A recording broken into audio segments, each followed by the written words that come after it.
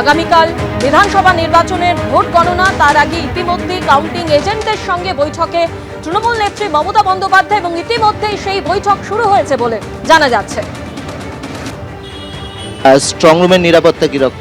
Strong রুমে তো সব আমাকে ঢুকতে দেবে না, কিন্তু আমাদের যারা এজেন্ট তারা বলছে এখনো ঠিক আছে।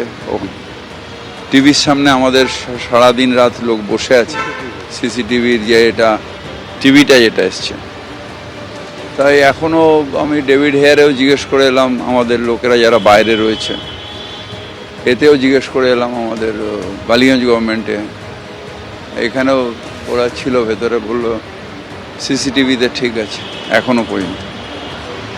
কালকেই বোঝা যাবে যে ফলাফল কি হতে যাচ্ছে, কি মনে করছেন আপনারা? মমতা ব্যানার্জি চতুর্থবারের জন্য মুখ্যমন্ত্রী হচ্ছেন, সেটা 6 তারিখে নেবেন না 7 তারিখে নেবেন সেটা ওনার ব্যাপার, কিন্তু মমতা ব্যানার্জি মুখ্যমন্ত্রী হচ্ছেন এবং বড় মার্জিন, আগের থেকে বেশি মার্জিনে বেশি সিট নিয়ে তৃণমূল কংগ্রেস আসছে, এটা 100%। কোনো টেনশন কাজ করে না আগের দিন ফলাফল? কোনো টেনশন কোনো কাজ করে না, কারণ সারা বছর মানুষের সাথে আছি, সারা বছর লেখাপড়া করছি, ইলেকশানে পরীক্ষার দিনে পরীক্ষার রেজাল্ট নিয়ে চিন্তা করবো কেন? মানুষের সার্ভিস না দিলে হঠাৎ করে আসলে আমার টেনশন হতো, মানুষের সার্ভিস সারা বছর ধরে আমরা দিচ্ছি, টেনশন করার কি আছে? কাউন্টিং এজেন্ট সব কথা বলা হয়ে গেছে আপনাদের কিরকম? হয়েছে সব জায়গায়, কালকেও ভার্চুয়াল হয়েছে কাউন্টিং। আমি অন্য দলের ব্যাপার নিয়ে বলি না, আমরা আর মানুষকে সার্ভিস দিচ্ছি, মানুষের কাছে একদিনের জন্য প্রতিদান চাই। আমরা দেখছি দুদিকে পাহারা দেওয়া হচ্ছে, ওদিকে তৃণমূলের কর্মীরা পাহারা দিচ্ছেন, আপনি এখানে এসে ঘুরে যাচ্ছেন, মানে এই সতর্কতা কি কারণ?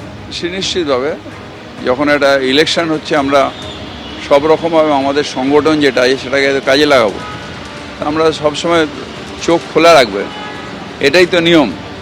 কি হবে ভবানীপুর? ভবানীপুর অনেক অনেক মার্জিনে মমতা ব্যানার্জি জিতবেন, এটা সবাই জানে। আবার বলছি, সমস্ত প্রত্যাশার বুক চিরে এক অপ্রত্যাশিত ফলাফল আগামী কালকের জন্য অপেক্ষা করছে। আর যে ফলাফল এখনো পর্যন্ত আমরা তাতে কোনো মন্তব্য করিনি, সেফোলজিস্ট বা বিভিন্ন ভোট ফেরত সমীক্ষা থেকে যা বেরিয়ে এসেছে সেটার সঙ্গে কোনো মিল থাকবে না।